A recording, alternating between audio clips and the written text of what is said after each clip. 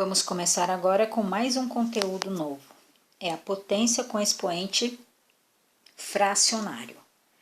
Mas antes de falar na potência com expoente fracionário, vamos recordar aqui como que se calcula um radical que tem dentro da raiz uma potência, tá? Então, nós vimos lá no início dos nossos estudos que para calcular a raiz de uma potência, você vai repetir esse número 2 elevado a 20 e vai dividir o 20 pelo índice 5, ok? Então, o resultado vai ser 20 dividido por 5 dá 4, 2 elevado a 4. Essa é a resposta. Mas por que dá 2 elevado a 4? Por que a gente tem que dividir? Então, vamos tirar a prova real. Na prova real de qualquer raiz, é só você pegar o resultado, 2 elevado a 4, elevar a um expoente igual ao 5, e o resultado tem que dar o número que está lá dentro da raiz, né? Então, vai dar, porque quando você tem duas potências, né, é só multiplicar. 4 vezes 5, que dá 20. Então, voltou ao que está dentro da raiz, significa, então, que a resposta é realmente 2 elevado a 4, ok? Bom, mas eu vou apagar daqui para lá, porque eu quero mostrar para vocês que essa divisão 20 por 5, ela pode ser escrita em forma de fração. E aí surgiu aqui, olha, a nossa potência com expoente fracionário, que é justamente a matéria que a gente vai estudar, tá? Bom, então eu quero comparar esse resultado aqui, ó, 2 elevado a 20 sobre 5, com isso aqui. Da onde foi que eu encontrei 2 elevado a 20 sobre 5? Essa resposta veio desta raiz, então, da raiz quinta de 2 elevado a 20. Então, como essa resposta veio dessa raiz, a gente pode dizer, então, que se isso é igual àquilo, aquilo é igual a isso, tá?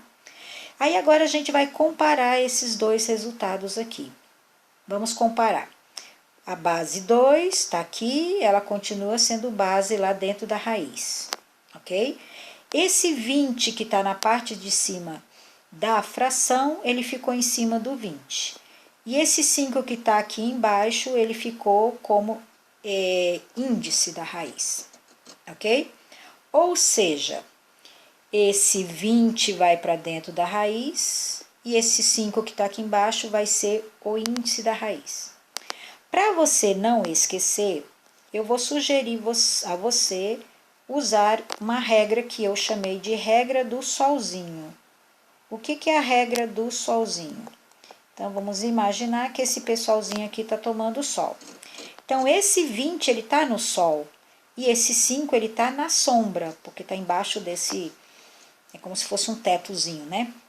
Então, quando ele vai se transformar, o que está no sol vai para a sombra, tá vendo? Vai para debaixo desse tracinho. E o que está na sombra aqui, do outro lado, ele vai para o sol. Então, é a regra do solzinho. E aí, a gente pode fazer essa regra tanto daqui para lá, quanto de lá para cá. A gente pode aplicar a mesma regra do solzinho, tanto na ida quanto na volta. Então, vamos ver um outro exemplo aqui. Quero caneta vermelha. Não, vou fazer o solzinho primeiro, porque eu preciso do solzinho para mostrar para vocês, né? Um solzinho. Então, vamos mudar aqui para caneta azul.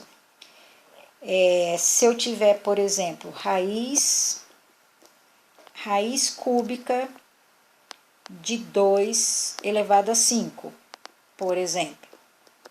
Então, agora, vamos fazer o contrário. Um radical se transforma em uma potência com expoente fracionário. Quem está na sombra, não é o 5? Ele vai para o sol.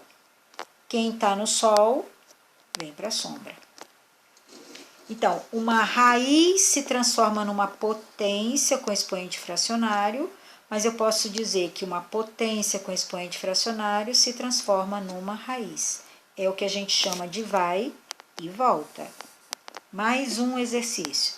Então, se eu tiver raiz sétima de 5 elevado a 4. Pela regra do solzinho, vamos desenhar o solzinho aqui. Pela regra do solzinho, você coloca o 5 e quem tá na sombra, que é o 4, vai para o sol. Quem tá no sol, agora vai para a sombra, tá? E o contrário, se eu tivesse 7 elevado a 2 quintos, como seria? Então, uma potência com expoente fracionário se transforma numa raiz. A base 7 continua aqui dentro e vamos lá. O 2 está no sol, vem para a sombra. O 5 está na sombra, vai para o sol. É sempre assim.